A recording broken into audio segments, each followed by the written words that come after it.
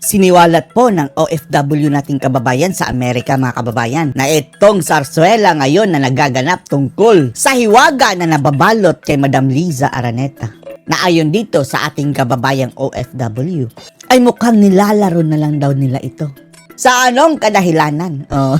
Katulad na lang, mga kababayan, yung deliberate na pagpo-post nila ng mga edited na litrato, mga throwback, mga sinasabing pumunta na sa event si Admiral, gayong sa ibang mga litrato, mga kababayan. Andun naman for the public to see na talagang mahahanapan ng butas, mga kababayan. Parang sinasadya daw yan, mga kababayan. For diversionary tactic. Posible rin, mga kababayan, na yan talaga ang gusto ng mga bangagan.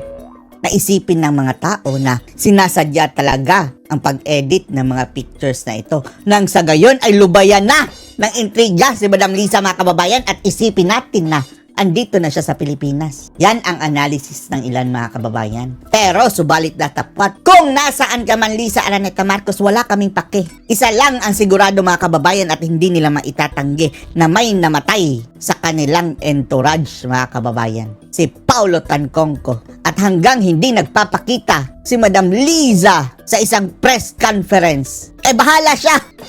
The who are you, Admiral? Pero ang tingin nitong ating kababayan ay isa lang yang diversionary tactic. Panoorin niyo po, ha. This is what I think is happening, ha. Naghimo-himo na lang siguro na sila ka ng event. Eto, mga kababayan, ha, backtrack ito, ha. Ang sabi niya, parang gumagawa-gawa lang sila ng event, mga kababayan, na mayroon silang event doon sa Amerika dahil sa kanilang plano sa pagpapaaresto kay PRRD sa ICC. Kabantay ka, kuan kayo, timing kayo sa adlaw nga gipunit si... Dahil timing talaga, mga kababayan, sa araw na dinampot si PRRD.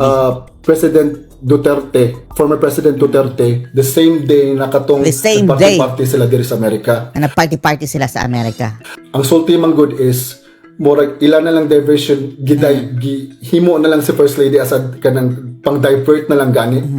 Tapos ngayon, mga kababayan, tila ginagawa na lang daw na pan-divert itong kontrobersiya na bumabalot kay First Lady sa ginawang pagdampot kay Tatay Digong. Sa mga panghitabo diha para di ta makafocus sa presidente. So para hindi tayo masyadong makafocus sa presidente. Pero gayon pa man, mga kababayan, no? Siguro yan ang original na plano, pero ang hindi nila maitatanggi, mga kababayan, dahil may namatay. Totoong may namatay. Kasama ni Admiral Liza Araneta. Katabi pa nga niyang kumain, di ba? May video. Hindi natin masasabing walang nangyaring ganon na insidente, mga kababayan. Siguro double purpose na rin nila yan. Kung sa goal karon, ato usang padagon ang PDP laban o ganahan. Ang sabi niya, mga kababayan, pero wag natin kalimutan yung goal. Papanalunin natin ang PDP laban. Of course. Kung makauli si former President Rodrigo Duterte. At ang goal natin na mapauwi si dating Pangulong Duterte sa ating bansa. So, kinimanggod, katong pagka-adlawa nga... So, eto kasi, yung araw na yun na nangyari. Ipunit si Presidente. Na dinampot si Presidente. Ang First Lady, kato sila nag-andam na dito sila sa uprising. At andun sa Amerika si First Lady. Ayun pala, mga kababayan, naghahanda na pala ang mga bangag sa posibleng uprising. Kung magkakagulo, mga kababayan, sa pagdampot kay Tatay Digong. Dahil, pansinin nyo, nagtago, mga kababayan Hindi nagpakita, mga kababayan. Ang First Lady nagpunta sa Amerika. Si BBM, kinaumagahan, wala talaga, nagtago. Tsaka palang lumabas, mga kababayan, hating gabi na nalipad na si PRRD, mga kababayan, na wala nang magagawa ang mga tao. Nag-andam sila o magkagubot ba? Kibaman gud sila na grabe kayo ang support nato diha sa mga naghahanda sila ng kung magkakagulo daw, mga kababayan, dahil alam nila kung gaano ang support ng mga tao kay Tatay Digong. Filipino ni former President Rodrigo Duterte. So mo to nag-ready to sila nato sila diri sa Amerika. Kaya nag-ready yun, mga kababayan, yung pamilya ni Ngagba andun daw sa Amerika. If in any case mayroong mangyayari kayo nga uprising, na matinding uprising, masuko ang mga Pilipino, na magalit ang mga Pilipino, mag people power at mag people power. Actually ilaratong kanang reason na lang yun to nga Yun, reason na lang yun mga kababayan na mayroon silang event doon. Pero sa tingin ng OFW natin kababayan, talagang plano nila iyon para in case magkakagulo, hindi sila masali. Na ako ng inventory, pero ang pagkatinood yun ato is naglikay sila, Umiiwas sila ma-persecute. na persecute. Naglikay yun sila, mawag yun tong tinuod. Kaso nga lang. Ang gaba di magsaba daw mga kababayan, sabi ni BP Sara Duterte. Karma comes in silence.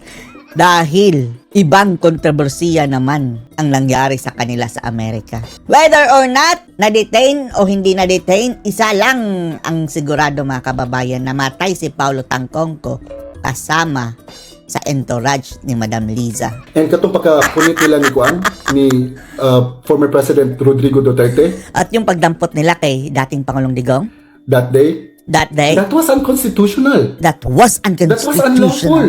Unlawful arrest.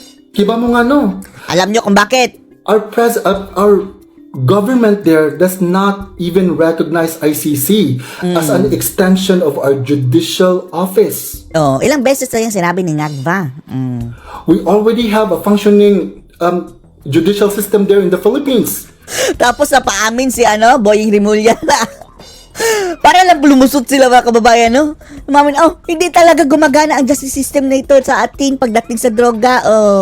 Diyos mo, malis ka dyan. DOJ Secretary. Hindi pala gumagana eh. Why would they send the president to ICC? We don't even recognize them. We don't even realize The that. branches of the government of the Philippines does not recognize ICC as an extension of our judicial system. At nagresulta na mga kababayan. Ngayon pa lang mayroon nang umatras kumala sa ICC, yung Hungary. At sa tingin natin, malaking factor dyan yung pagkaka-aresto ni Tatay Digong. Nawalan na rin ng tiwala ang ibang bansa mga kababayan sa ICC. At marami pa yung aalis. Magsisialisan yan, promise. And that goes for the executive office, that's the president's office, the legislative, and the judicial. All three branches of our government there does not recognize ICC as an extension of the judicial system because we already have a functioning judicial system in the Philippines. Mo na yung hunahunaan ninyo. Yan ang isipin ninyo. Pero bakit mga kababayan, nakipagtulungan si Ngagva? ICC na mismo ang nagsabi nakipag-cooperate ang government. The reason why dili na nila ipakuan diha sa Pilipinas si Rodrigo Duterte, our former president, our beloved president, it's because og diha magud nila The reason why daw mga kababayan, bakit hindi nila nililitis dito sa Pilipinas? Dahil kung dito sa Pilipinas lilitisin, hiring tanan manggod na ay people power magkakaroon ng people power. mahitabo. Piste na silang tanan. Peste yan silang lahat. Everyone there in the Malacanang kana sila Lahat dyan sa Malacanang. binayra na tanan. Di mo mangutana asa padung Bayaran yan lahat. ang atong kwarta. Hindi kayo nagtataka kung saan papunta ang ating pera. Daghan kay gipang pirmahan. Ang daming Ang pinipermahan. presidente nyo diha nag-release of billions and Ang presidente nyo dyan nag-release ng billions and 1 billions. billion, 2 billion, hundreds Hindi lang 1 billion, 2 billion, hundreds of billions. of billions. Oo nga, di ba? Mas malaki pa nga ang ayuda ngayon mga kababayan na budget kaysa sa pandemya. Yan na lang ang isipin nyo. Ang girelease niya. Tapos panahon ng eleksyon, ayuda to the max. You should be asking those questions. So kanang about the First Lady, that's just a diversionary tactic. Pwede. Pwede rin mga kababayan, karma din. Either way mga kababayan, ang importante hindi nagpapakita si Madam. Ang mga litrato parang masasabi natin throwback talaga.